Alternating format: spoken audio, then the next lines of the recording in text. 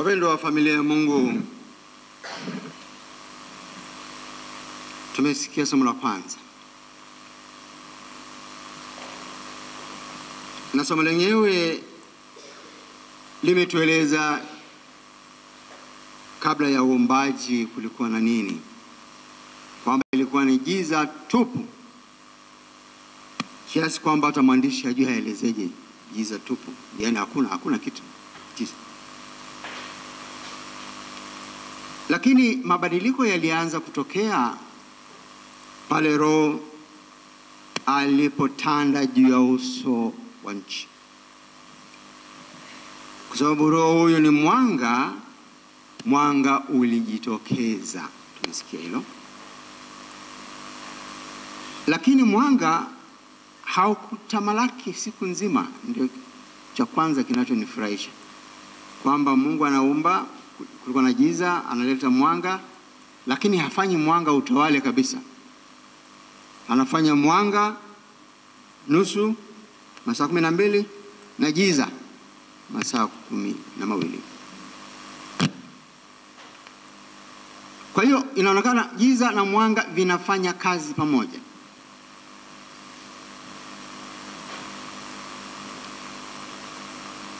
Tumesikia pia katika lile somo la Kutoka,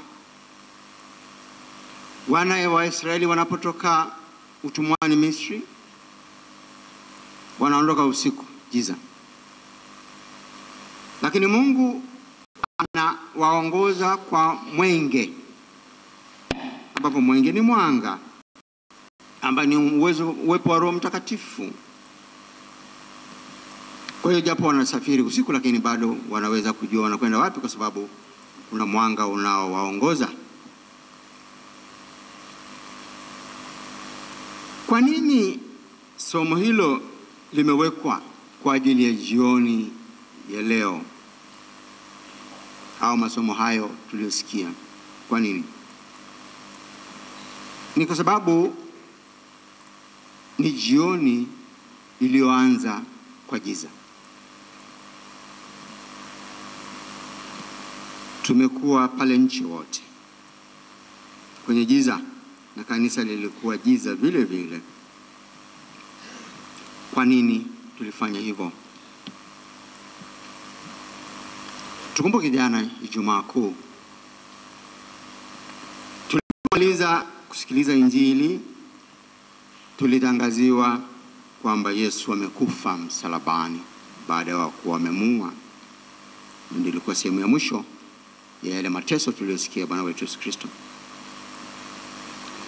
Na baada ya hapo tunajua kwamba Yosefu wa Arimathayo alikuja kuomba mwili wa Yesu, akaenda kuhifadhi katika kaburi lililokuwa jipya kabisa.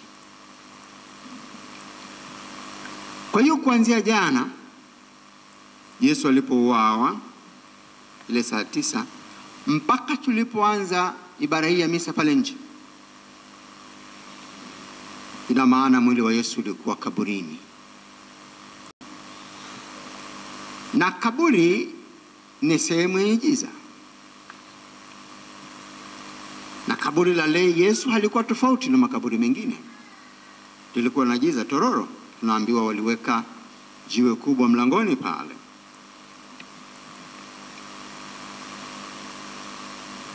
Wapendwa,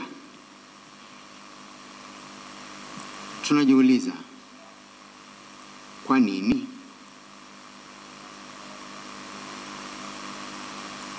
Mmoja nadhani aliona kwamba tumejisahau, akaja kuwasha taa huko ndani, lakini baadaye akajitambua, au Yesu au mwingine akaja kuzima.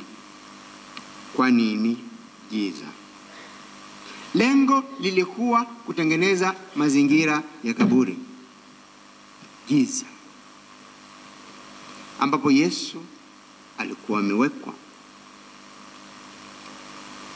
Kwa hiyo tulianza kwa giza kutukumbusha kuwa Yesu bado yuko kaburini. Ndio ilikuwa na maana yake. Lakini kama vile uumbaji wa Mungu ulivyopulizwa na Roho Mtakatifu na giza likaachia mwanga ukaingia duniani, na kama wana wa Israeli walivyoongozwa kwa mwenge uliomwanga kutoka kwa Mungu, vivyo hivyo Mungu hakupenda mwanae abaki katika giza la kaburi. Ndio maana kwa nguvu ya Roho yule yule alimfufua Yesu awe mwanga wa kweli wa ulimwengu.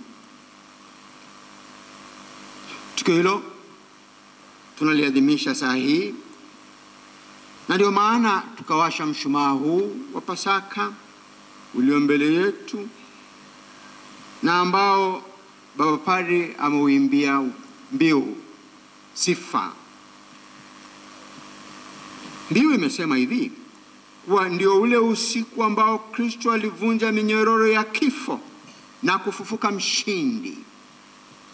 Kumbe basi ndugu zangu, huu mshumaa unamwakilisha Kristo aliyefufuka, hayuko tena kaburini, yu hai. Tumshangilie Kristo.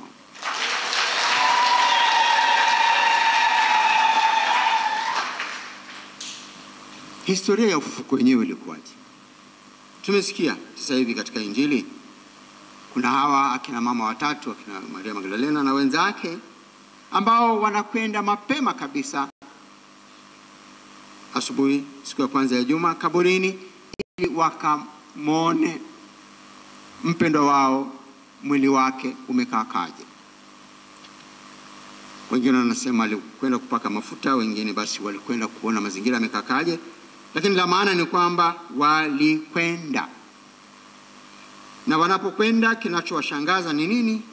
Kaburi wazi, lakini wanawakuta hawa watu waliovaa mavazi meupe, maana ndio malaika hao, na wanawaambia, na mama mnatafuta nini hapa? Hayupo, mbona kafufuka? Wanashangaa, lakini mwisho wa siku wanatekeleza kile walichoambiwa.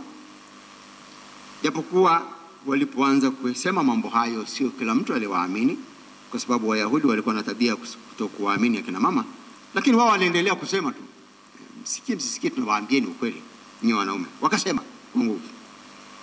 Kwa hiyo nafasi hii naomba niwapongezeni sana akina mama kwa kuchaguliwa kuwa wa kwanza kumwona Yesu mfufuka na wa kwanza wa misionari.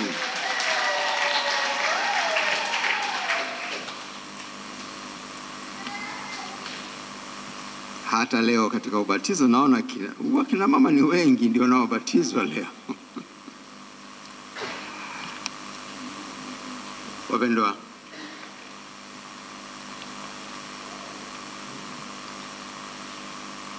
maneno mengi tuliyosikia sasa hivi na katika maandiko matakatifu, japo yale yalikuwa ni masomo tofauti, lakini ujumbe wake unafanana sana tu. Nikukumbusha haraka somo la kwanza. Ilikuwa kuhusu uumbaji, sawa? Nimesema sasa hivi. Na jinsi mwanga na giza vilivyo kwenda pamoja. Mungu hakutaka kuondoa kimoja ache kingine. Vyote vinaenda pamoja. Sawa? Giza usiku, mwanga mchana. Somo la pili nalo linacheza hapo. Ibrahimu anataka kumchinja mwanae sadaka, tendo la giza. Lakini wakati huo Mungu anaingilia kati, anampa kondoo kutolea sadaka, na mtoto anapata uhai, tendo la mwanga. Somo la tatu, Waisraeli wanapotoka Misri, tumeambiwa kwamba waliondoka usiku, lakini Mwenyezi aliongoza kwa nini? Kwa tochi, mwanga na giza inacheza pale. Na tena wanapofika karibu na bahari ya Shamu pale, kabla hawajavuka, wanatazama nyuma, wanaona jeshi la Misri wanakuja, maskari na mikuki, wanataka kuja kuwaua. Giza.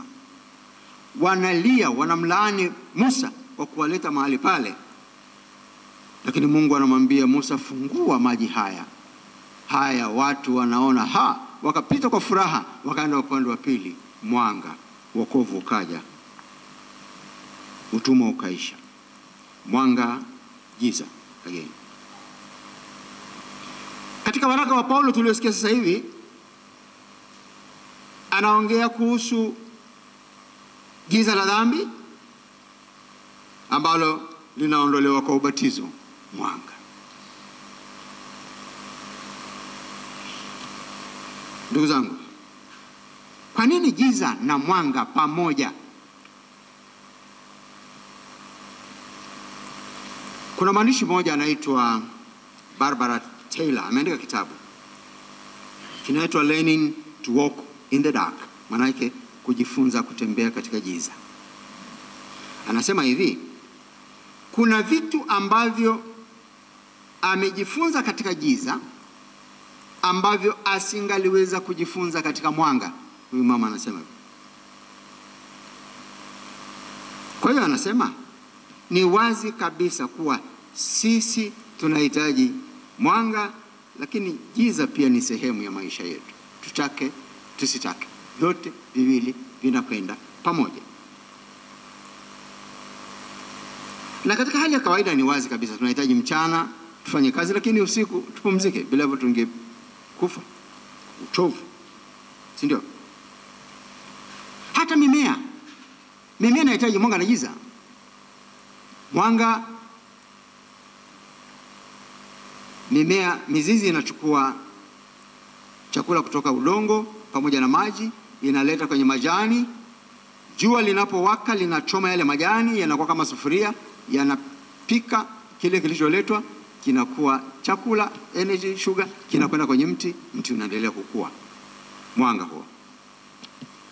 Lakini giza lina mwanga miti pia unahitaji giza, kwa sababu wakati wa giza kuna kemikali fulani ambayo huwa inatengenezwa wakati wa giza saizi kwenye miti, ambayo kazi yake ni kutawala majani, ukubwa wa jani na shepu yake, na mti unapokaribia kutoa maua ili uzae, giza linatakiwa pale kufanya kazi yake, kwa sababu hiyo kemikali inatengenezwa. Sasa tuchunguze maisha yetu. Mwanga na giza. Tukoje hapo? Ukitaka kuwa mkweli, wewe unayenisikiliza, ukianza kujichunguza ndani ya maisha yako, kuna mahali fulani kuna giza lipo. Kuna baadhi tunahangaika kwa sababu mwaka huu tumepoteza mtu tunayempenda sana. Au alikuwa baba au mama, alikuwa ndugu, rafiki mkubwa. Giza lilikuwa. Au kuna mtu alipotea, amepotea mtu unayemfahamu wa karibu pamoja na wewe, ameleta giza huyo katika maisha yako. Au ulipata ugonjwa mkubwa, au unao sasa hivi, hilo ni giza katika maisha yako. Au ulienda hospitalini wakakupima, wakakuambia ugonjwa wako hauonekani, ukahangaika, ni giza hilo. Unahangaika, mahangaiko hayo. Giza. Kuna wengine ndoa zenu hazijakaa vizuri, mnatazamana vibaya, mna hivyo mnapishana tu kama pumpumu hivyo na nyumba amogei. Giza hilo katika maisha yenu. Giza. Kuna wengine wamepoteza kazi, ni giza katika maisha. Kuna wengine wametekeleza familia zao kakimbia, nyoa naume, ndio tuna tabia hiyo mbaya tulio wengi. Tunaleta giza katika familia, na mwacha mke wako giza na watoto.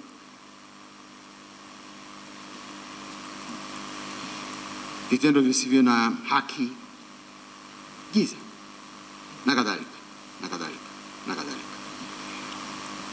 Kuna wadada wanatafuta wachumba wajapata, japokuwa suruali zinapita nyingi mbele zao. Giza hilo dada.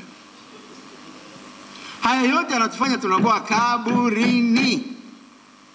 Tunajisikia kama tuko kaburini, na tunaweza kuhangaika sana. Sasa usiku huu Yesu anatuambia, kwa nini uhangaike hivyo? Anakuambia hata yeye alikaa kwenye kaburi, kwenye giza, Lakini kwa sababu alimtegemea Mwenyezi Mungu, Mungu aliondoa lile giza, akaleta mwanga, akamfufua. Na sisi ndugu zangu, naomba tukumbuke hilo. Kila utakapoingia katika giza, mkumbuka siku huu kwamba Kristo alitoka katika giza akaingia katika mwanga kwa sababu alimtegemea Mungu. Naomba tusikate tamaa. Tuendelee kusali na kuomba. Kristo mfufuka ndio jibu, ndio dawa, sio kitu kingine. Usifikiri utakwenda siku kwa nani akupe ushauri, akupe dawa gani, sio, hakuna lolote. Kristo ndiye dawa. Giza ni sehemu ya maisha, narudia. Kuna yale ambayo unaweza kuyachukua, ndio yale ambayo huwezi kubali kwamba ni giza. Omba nguvu ya Yesu mfufuka.